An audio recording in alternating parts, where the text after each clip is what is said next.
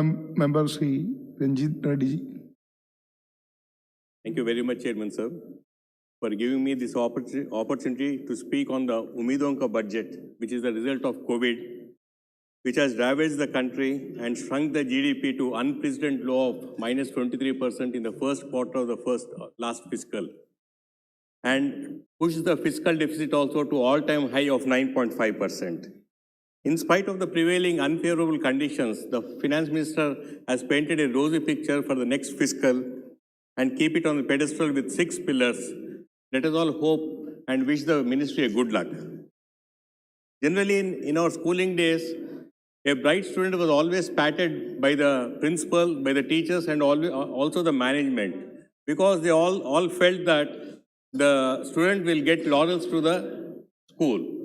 The same thing is not happening in the country, because when a state is performing, it is the duty of the Prime Minister or the Finance Minister and the Government of India to give a pat to the states which are performing and which are the growth engines of the country, especially because the economy has to be revived and to be put back on the track. But it is not this way which is happening to the state of Telangana, which I represent from. We do not have any name in the budget, nor the 15th Finance Commission recommendations were considered, because the 15th Finance Commission has recommended for state-specific funds which are not accepted by the Government of India. Neither we could get a project nor the recommendations were accepted. The 14th Finance Commission has recommended 2.43%, and which has brought down by 15th Finance Commission to 2.133, and which is going to come down to 2.102 between 21 to 26. How can a performing state like Telangana be ignored for? Because Telangana is a revenue surplus state, and last year our GDP was 8.2%, and before that year it was 9.5%. Our expenditure, capital expenditure, was 45% in the last year, sir, when compared to the Finance Minister proposal of 34.5 for the coming fiscal. But when it coming to the big ticket projects, all the big ticket projects are going to the states where the elections are happening. I can understand the political equations of the Finance Minister, but what I say is at least the states which are performing have to be considered. Our working president K.T. Ramarao keeps saying that the Government of India is giving all the awards and rewards for the Telangana state, but when it comes to projects or incentives or the allocations, they are showing thumbs down to the Telangana state, sir. And this budget is one among such document. I request the Honorable Finance Minister to show some magnanimity to Telangana and also give us due share in the budget and the Finance Commission, because this is a newly formed state in the Mother India. When it comes to the agriculture, as the Prime Minister has rightly said, the MSP is going to continue. We really appreciate that, sir. Because as we all know that MSP needs a legal backing, or it should be given it in writing, sir. MSP definitely stabilizes the price, and it is an assurance to the farmer. MSP ensures the threshold limit for his produce and prevents him from distress sale also. When it comes to MSP, the government, the Swaminathan Commission has recommended 1.5 times, whereas the Government of India is giving only the A2 plus FL, in which the A2, which includes the seed, the investment on the seed, the fertilizer, manure, and the machine labor, and the FL includes the farm labor. Whereas Swaminathan Committee has recommended the C2 also, which includes the interest on the owned land and also imputed interest on the capital. So, provided if C2 is also considered and given to the farmers, that is the need of the hour to the farmers, sir.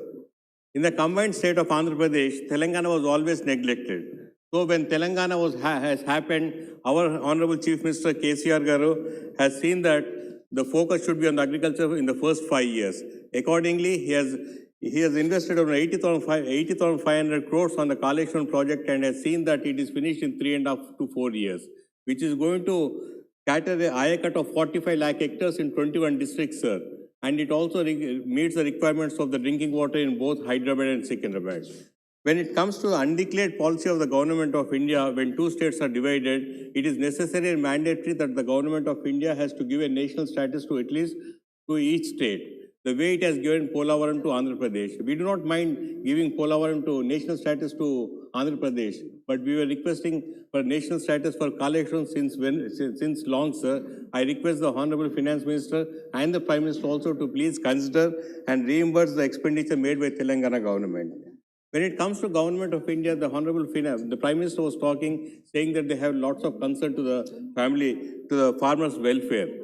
I really do not doubt that, but I request the Finance Minister to please to consider this capital formation which has to happen in the agriculture sector, especially in the irrigation structures. So I request the government to consider taking up this as a national project. The second point when I would want to talk is a contradiction. The farmers have apprehension that the APM MCs will be dismantled, but the government, the Prime Minister, I just started, sir, only 1 minute. The Honorable Prime Minister has said that they are going to put 1 lakh crores for the Agriculture Infrastructure Fund, which will definitely boost these activities. So I request the Finance Minister to please explain and remove the apprehensions of the farmers, sir. When it comes to the 15th Finance Commission, the 15th Finance Commission, as I said, has neglected the states like Telangana. Not only Telangana, most of the states were requesting for 50% of devolution of funds, but the same 41% has continued, and it is said that the award period of the 15th Finance Commission will continue with the 41%. When the Finance Minister announced that Telangana would get 16,726 crores as devolution, but if you look at the correct figures, we got only 11,721 crores, which is a deficit of 5,000 crores, sir.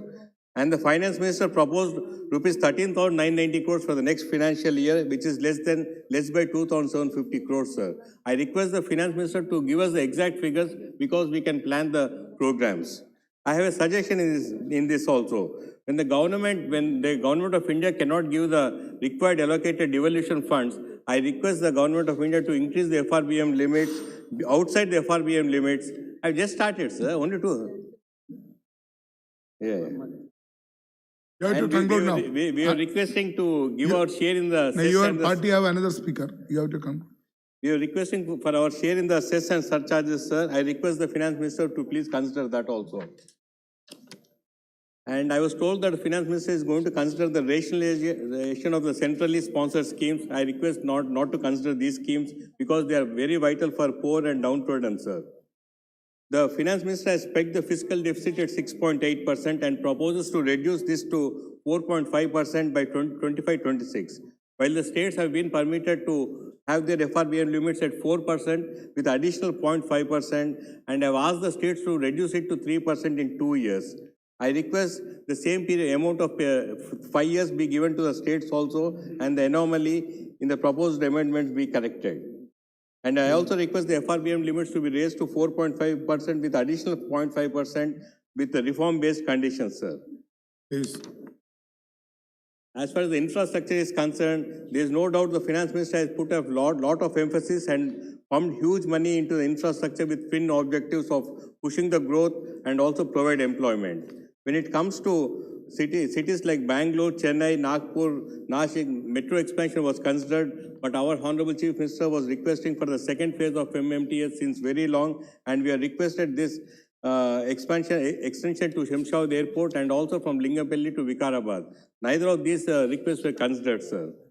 When it comes to my constituency, Chevella, which is a part of Rangareddy district, sir, and Hyderabad, the 15th Finance Commission has pointed out that 52% of the total revenue in the state comes from 4 districts, that is Rangareddy, Hyderabad, Medchal and Sangareddy, whereas funds were not allocated as we were requested for the extension of MMTS.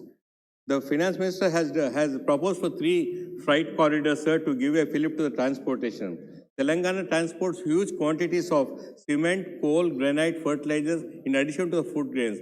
I request the Finance Minister to please consider 1 freight corridor. The last one, sir. The Finance Minister has announced the setting up 7 textile parks in the country. I wish to submit that Telangana has a huge potential in producing cotton, and we have a very big section in weaver community. For this, appreciating this, the government of Telangana has proposed a textile park in Warangal district in 1,200 acres of land, sir, and they have allocated 1,552 crores. I request the Finance Minister to please consider this facility and convert it into a mega textile park so that it can give an opportunity for the employment of 1 to 1.5 lakh people, sir. I request them to consider. And Thank you. as only the railway projects in my state were not considered, sir, because Vikarabad Raichur Krishna is the dream of the people of my district of Rangareddy. This the survey, it was surveyed 4 times, sir, but this was not considered. I request the finance minister to please consider this Thank line. Last page, sir. This consider this line and also to extend the MMTS from Falaknama to Shemshabad and to Miapur, sir.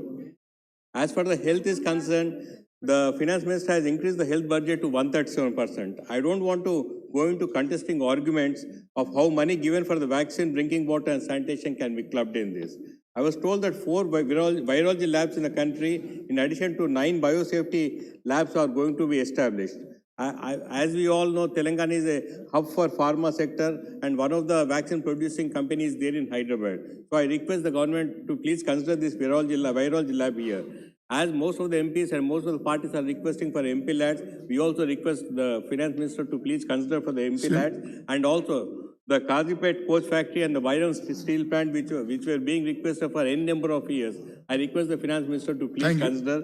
With these words, I conclude my observations on the budget and request the honorable finance minister to be more pragmatic and realistic towards the people and state of Telangana. Thank you, sir. Thank you. Honorable Member Srimati Supriya Sule.